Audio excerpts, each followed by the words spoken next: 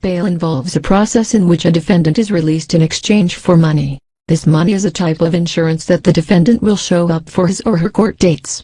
Bail bonds exist because trials can take weeks or months to work their way through the court system, and bail permits a defendant who may be innocent to wait for their trial at home, while pursuing normal activities.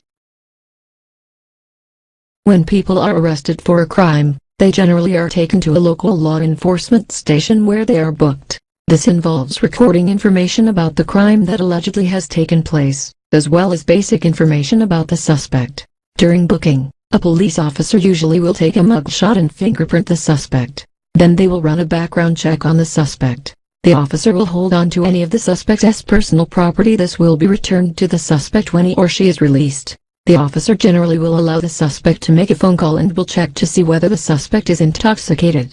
After the booking procedure, the suspect is incarcerated in a county jail or station lockup.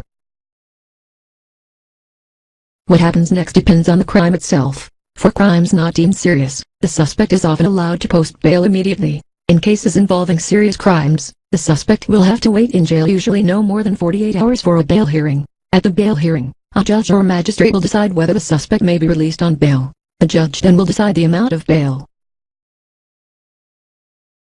When determining bail for a suspect, the judge will consider the suspect's flight risk and the severity of the crime. If a suspect has a criminal history, or a history of not showing up for court appearances, that may affect a judge's decision about bail. The judge may consider whether the suspect is a risk to others, whether the suspect has ties to the community, the stability of residence, work history, and the nature of the crime. As a result of this information, release conditions and bail terms are established. Ultimately, the bail is at the judge's discretion, although some jurisdictions have bail schedules, which set a standard bail amount.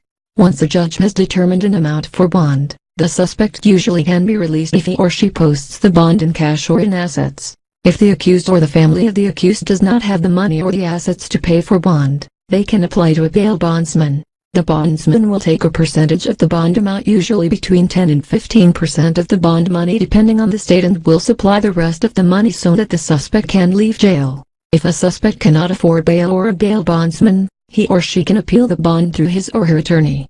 When you post bail, the court basically assumes that this is an assurance that you will show up for your court date. If you paid your bail in cash, then you will receive a full refund when you show up on your court date. However, if you don't show up for court, then you forfeit the money you paid for bail.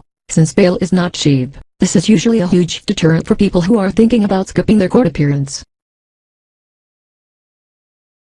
If you show up for your hearing in court, the bail bondsman keeps his 10% share of the money you put up at the time you apply for the bond. If you do not show up at a court-ordered hearing, either a warrant is issued by the judge for your arrest by a peace officer, marshal, or sometimes a county constable. If a bail bondsman has been burned by a lot of people, or if they think you are a high flight risk, the bondsman will hire a bounty hunter to come find you and drag you back to the jurisdiction where you committed the offense.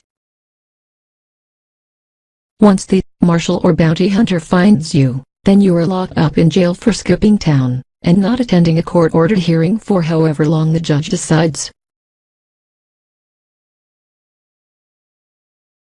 The bail bondsman is then entitled to keep the entire amount of bail set by the judge while you either serve out your time in jail or until you come up with all of the bail money and pay off the bail bondsman what is owed to him plus all court costs. You still serve jail time for contempt of court, by missing out on your hearing date, plus fees you owe the court and the bail bondsman all of the bail assessed against you by the court.